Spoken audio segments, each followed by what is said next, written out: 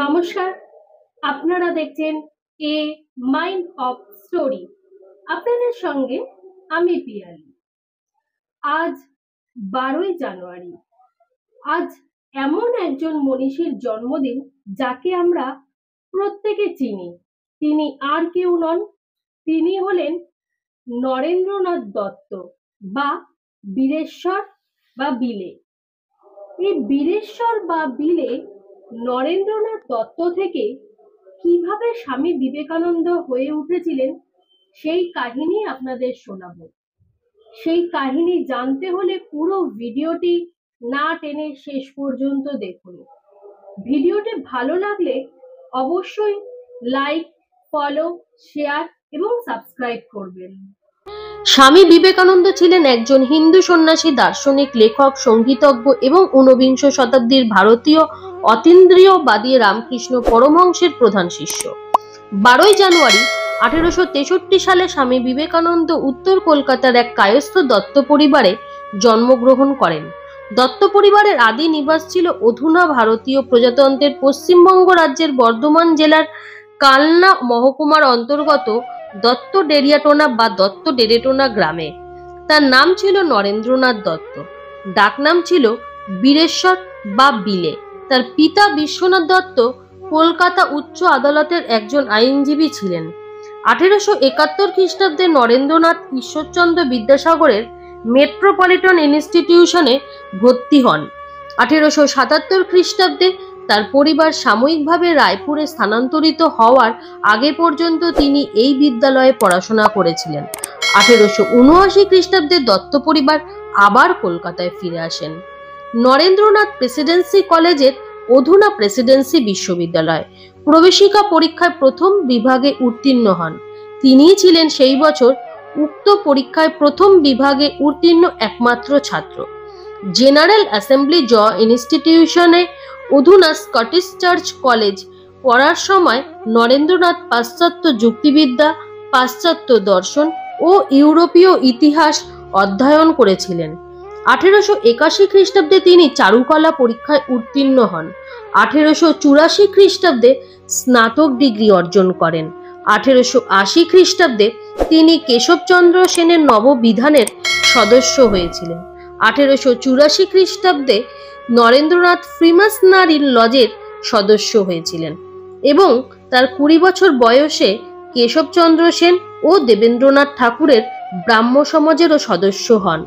1881 থেকে 1884 খ্রিস্টাব্দ পর্যন্ত তিনি সেনের ব্যান্ড অফ হোপে সক্রিয় ছিলেন, যা যুব সমাজকে ধূমপান এবং মদ্যপানে নিরুৎসাহিত করার চেষ্টা করেছিল।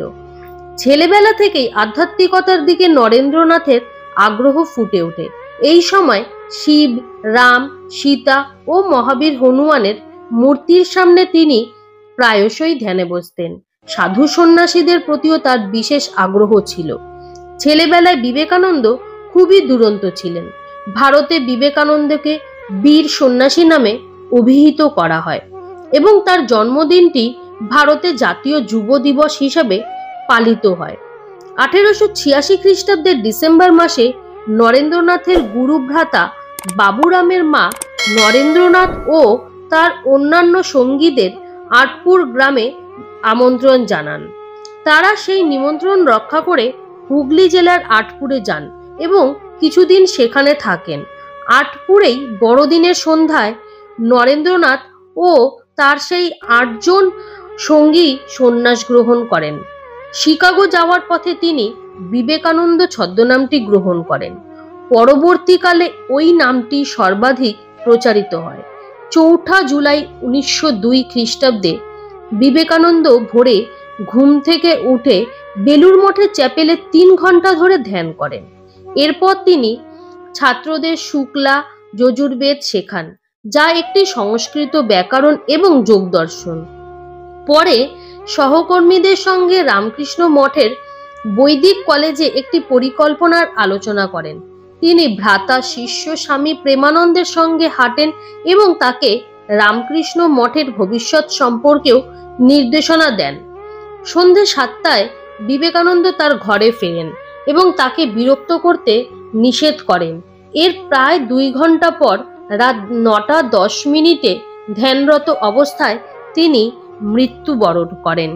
তার শিষ্যদের মতে বিবেকানন্দের মহাসমাধি ঘটেছিল, আর চিকিৎসকদের প্রতিবেদনে বলা হয় এটি হয়েছে তার মস্তিষ্কে একটি রক্তনালী ফেটে যাওয়ার কারণে, কিন্তু তারা মৃত্যুর প্রকৃত কারণ উদ্ধার করতে পারেননি।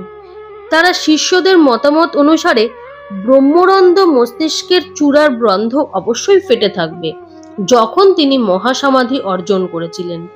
বিবেকানন্দ 40 বছর জীবৎকাল পূর্ণ করার আগেই তার ভাববাণী সম্পূর্ণ করতে সক্ষম হয়েছিলেন।